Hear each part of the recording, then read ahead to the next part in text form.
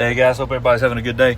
Hey, I want to take a few minutes and share some thoughts on a few things I've been considering, thinking on, whatever you want to call it. But I wanted to talk about maturity versus freedom as a believer of Jesus, as a part of the bride, as a part of the body. What are the differences and why it matters? So one of the things, they're two separate things, and you wouldn't think they would. It's like, well, as you get mature, you get more free, or as you get more free, you get more mature. No, both are wrong, actually. I wish it wasn't, but it is. So here's my defense of that point. Freedom as a believer, you can get completely free right away. When Jesus turned the water into wine, what did he do? He skipped the process, right? He skipped the process of making wine. It took months or years sometimes to make wine, right? You got to grow the grapes. You got to fertilize the ground. Then you got to grow the grapes, and you got to press the grapes, and you got to let it ferment. And then you got to pour it, and that's a long process, guys. And when he turned that water into wine, boom, it was done, right? It's just, hey, there it is. He skipped the process, and there's a lot more meaning to it than that. But still, sometimes as you accept who you are in Christ, and you get what we would consider saved, or you accept salvation, and accept your call to become a born again believer, sometimes that process happens really fast, and the things that used to lock you down, whether they're sin things or they're mental things or roadblocks or whatever, sometimes they just fall off of you and go away. But that doesn't equate to maturity. It gives you some freedom. I'm no longer bound by what people think of me. I'm no longer bound by what I think of myself. I'm now open and working and operating in who God's called me to be, and I answer to his voice. I don't answer to the voice of culture that calls me certain names or calls me a certain title. I don't answer to the voice of my own paths and my own mind. I answer to the Lord, right? So one of the things to keep in mind, that freedom doesn't equal maturity, but also maturity doesn't equal freedom. As a mature believer, as you get pressed and squeezed, the Lord comes out, right? The gospel comes out. You get slapped once, you turn your cheek. You get slapped again, you turn your cheek. Somebody asks something of you, you do it. And not only do it, but you do it abundantly. And you go overboard. And you don't judge them for how they did it. And, one of the side note, judging is a term that I think has been whored out 100%. And it's been used as a way to disallow, I'm trying to think of the best way to say it. It's been used as a way to get away with things that we shouldn't be doing. Let's put it that way. I'm trying to be kind. But no, I really believe that when a lot of people, when they say don't judge me, that's their way of getting out of accountability. When in the reality of it, their actions have judged them. Just throwing that out there. Just saying. If I look at something and I judge it as wrong or incorrect, that's my opinion, that's my thoughts, or I'm lining it up to the word or to the scripture, to whatever, and I can judge it as that. If I look at somebody and I say, hey, that looks dumb, that's a judgment. Does it look dumb? That's my opinion. Does it? I don't know. It's not up to them. But if somebody's constantly getting drunk, and I say, hey man, you're getting drunk a lot, are you okay? Well, don't judge me. Well, I'm kind of not. I'm just asking if you're okay. Are you all right? There's a reason you're getting drunk a lot. Are you hurting? Are you struggling? What's going on? That's a symptom. That's not the problem, right? That's not the sign. So anyway, just that's a tidbit. So maturity looks at those kinds of things and realizes that not everybody can handle things correctly.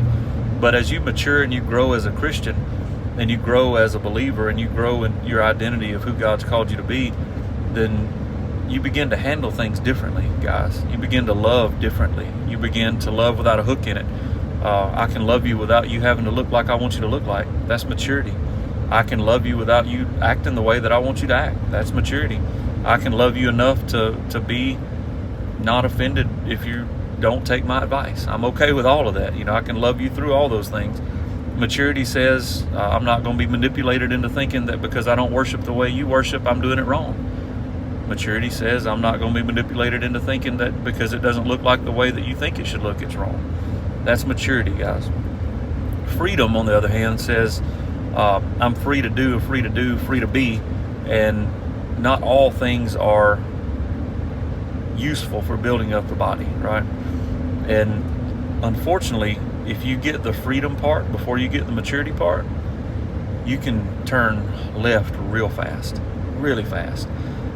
You can unfortunately get I guess tossed to and fro. It's a good term, but freedom, unfortunately, sometimes will, in its own right, become a prison. I'm so free I don't have to do anything, but then I'm only as free as I feel. If you're only as free as you feel, then you're not really free. So freedom manifests itself in the fact that I'm not obligated to be a certain way or act a certain way in order to please the people around me. Maturity says I'm willing to be a certain way or do a certain thing in order to love the people around me. There's a difference. So something to consider, guys. I've seen very mature believers that operate within that, but are still locked up in a lot like the legalistic style of mentality, to where they got to do right to be right. That's a prison. It puts you in a mental prison. It's really bad. You don't have to do right to be right. You are right when you accept who you are. Once you accept who you are, your heart begins to change and shift and begins to get unclouded with the things that you put on it, and the Lord begins to work through you out from the inside out, right? And He begins to change things and shift things. And once you accept who you are as a believer and as a son and a daughter of Christ, your heart changes, your desires change, and your desires begin to line up with who God's called you to be, instead of the sin nature, the self-indulgent nature, S-I-N. You're no longer indulgent in the things that only make you feel good, but you're indulgent in the things that will please the Lord. Freedom versus maturity. So, I don't know, something to consider, guys, as we're walking through this new season. Let's be free. Golly, let's be free in our worship. Let's be free in our giving, and let's be free in our thoughts, and let's be free in our loving, in our sowing, and let's be free in all those things, but not only as free as you ever feel. Let's not bind ourselves back to another set of chains that now is tied back to our emotions and our mindset, because if we do, we're not really as free as we would hope we are, right? But also, as maturity, as we grow and we begin to, as we get pressed, the gospel comes out. We know how to love correctly and better, and we begin to love like the Lord, and we begin to sow and give freely, because we realize anything that we have is a gift of God. And even though our abilities and our skill set may have earned those things, we still understand that it's by God's grace that we are able to keep them and attain them. But let's not get to the place to where, hey, I have to do it this way because it's the way I've always done it. Let's be free in our thinking to say, hey, God can move any way He'd like to.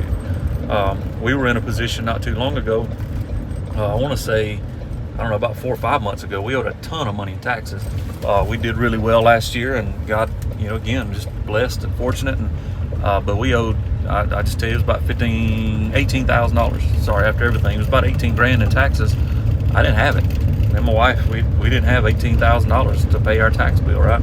So I'm sitting here thinking, crap, well, I'm going to have to sell some. I don't have nothing to sell. I done sold everything, sold all our property, sold this and that. And, how can we do better? And what can I do? And the whole time I'm sitting here thinking, Matt, what can you do? What can you do? What can you do? I'm literally relying on my own intellect, and I don't mind doing that, because I really don't. I don't want to just sit there and expect God to move for me. But He did, 100%. We went from not having $18,000 to pay our taxes to not only being able to pay our taxes, but then we had enough to invest in other people and to invest in other things and sow and grow. And now we got an emergency fund built back up and all those things. And it was through work. I didn't just sit there. Somebody didn't just write me a check. That would have been awesome. But nobody just wrote me a check and said, hey, here's whatever. They had to get out there and earn it. And we did our part, but the Lord opened up the doors for us to walk through, and it was because of the integrity and the character that we've developed and we've grown, and God can trust us with opportunity, that He allows us to do that. And so anyway, guys, I want to encourage you to get mature. How do you do that? You got to be refined.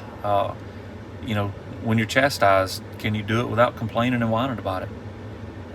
When you're rebuked, can you take that without being angry and mad about it? Walking an offense, are you walking offended and defending yourself to everybody that you come in contact with when nobody's even accused you of anything? Do you use the term "don't judge me" constantly because you feel bad about the actions that you're doing? I don't know, just some of those things, guys. I pray God's freedom over everybody here. I pray God's wisdom and clarity and just an overwhelming sense of who He is and who you are in Him. I pray that God will just touch you and minister to you now. Pray that God will just release healing in every aspect, whether it's mental or physical, psychological, spiritual. If you've been church burned, I pray that God could help remove that and help you to mourn well through that kind of deal. And I pray that He would show you other people that could be a better example of who He is through them. Most church burn comes from people's poor representation of who God is. But the authentic gospel says, hey, I don't put my trust in you or you or you. I put it in the Lord. And if you hurt me, I can't be mad at you for being a person.